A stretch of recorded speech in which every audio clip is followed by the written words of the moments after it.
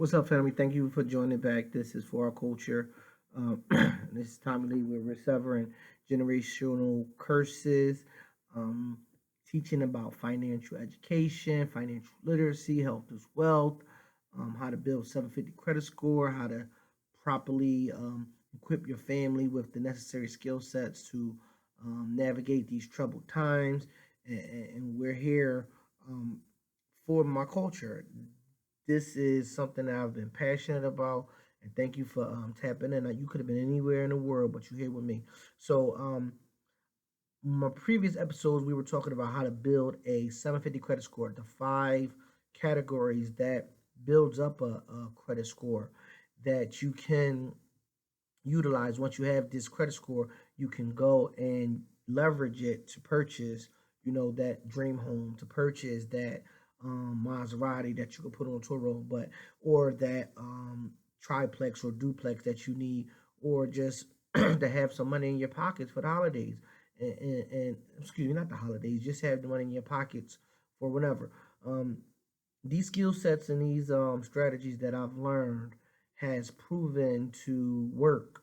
I have about 7 clients now that I've utilized these secrets, and my total probably is about $250,000 in personal and business funding that I've gotten from my clients. So they do work, guys. They really do work. So let's tap in. So the truth is about credit. Credit is everything. Credit is, if you don't understand that your credit is everything, then you're already behind the eight ball.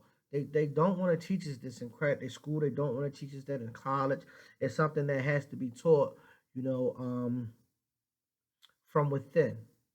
And when I say within, I mean if your parents isn't teaching it to you because they fell under the generational curse, or if your their parents didn't teach it to them because they were under the curses, it's our time to sever the curse. We need to sever the curse. Sever the curse right now. Your credit is the most important, next to the Most High God, next to the Spirit, the root, and next to a Mashiach. That your credit is everything. Without your credit being in a position, that's why we are, you know, typically at the low end of everything, because we don't understand the power of our credit. So the truth: 1 in 5 people find errors on their credit report.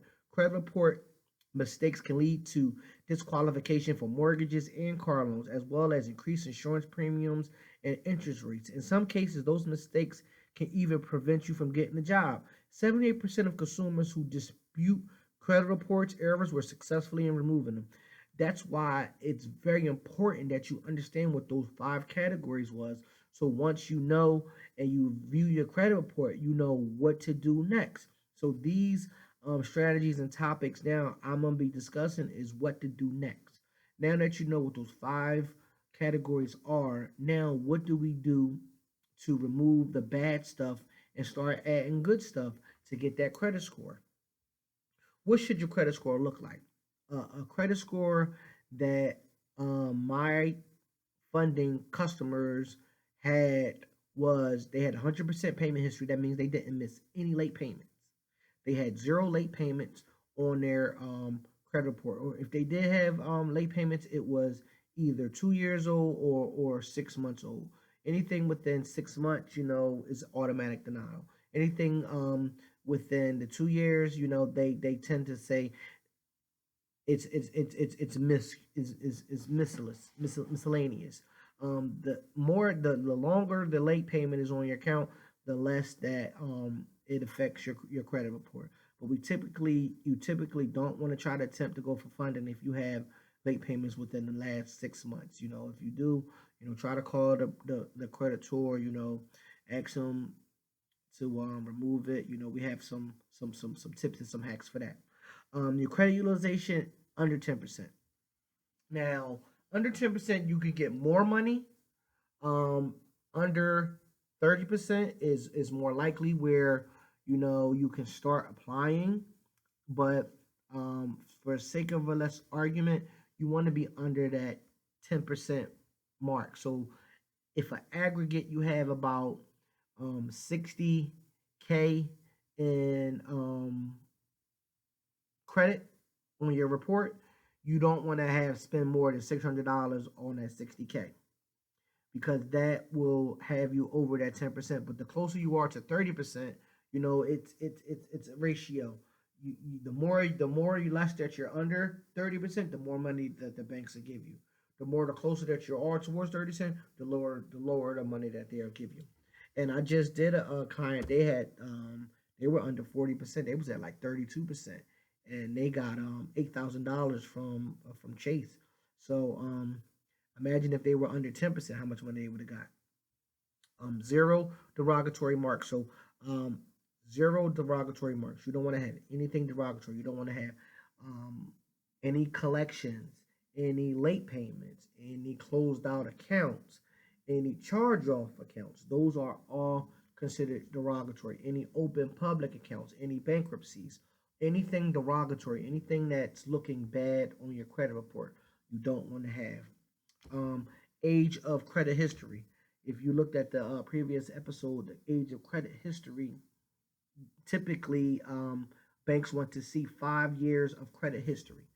If you have 5 years of credit history on your account, the banks typically look at you and say, okay, this consumer here had credit for a while, and it's their risk profile is low, and we can lend to them, and we know that they're going to pay us back. Anything under 5 years, you would have to do the calculations and possibly get a trade line to get it to that 5 year mark. So 5 years or more is typically where you want to be at.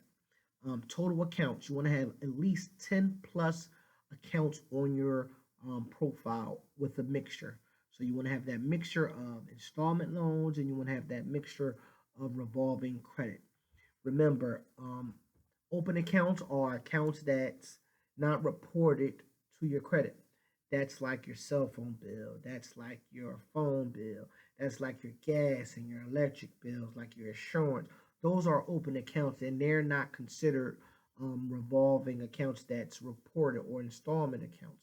Now they do have some companies out here that like Experian Boost and TransUnion Boost, where you can attach your um, checking account, saving account where you pay those bills from, and they can utilize some of that to boost your credit score up. But traditionally, the credit bureaus do not look at those open accounts. So you want to have 10 revolving and installment loans accounts to make up this perfect credit score so you can go get funding.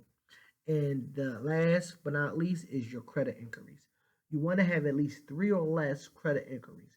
The closer you are to three or less, the more money you get, of course. Now, like I said, I just had a client that had 32% utilization, and she had four inquiries on her report. And Chase gave her $5,000. I mean, sorry, $8,000 with that profile. So the lower you are, of course, the more money you get. But traditionally, when you first starting out, you want to go and get that large line of credit. It has to be three inquiries or low. So one, two, three, four, five, six, seven. The seven factors that makes up a credit report to go get the bag. I'm telling you, dog. I'm telling you, kings and queens. This is it right here. You ain't gonna hear it from nobody. This is gems I'm dropping for you. It's 100% payment history. It's credit utilization 10 or below. 30 below, 10 below is better. Zero derogatory marks. 5 years or more. You need 10 positive revolving and installment loans accounts, and you need three or less inquiries, five or less inquiries. Anything over five, you're not going to get approved. So anything five and below, traditionally three and below. But I've seen people get approved for four. You don't want to go over four, but three and below. I'm gonna say three and below, you can go get the bag. Thank you for tapping in. I appreciate you. Um, Thank you again. Share this if you got some information from it. Tell your peoples about it. Click the link in the bio if you want the full ebook.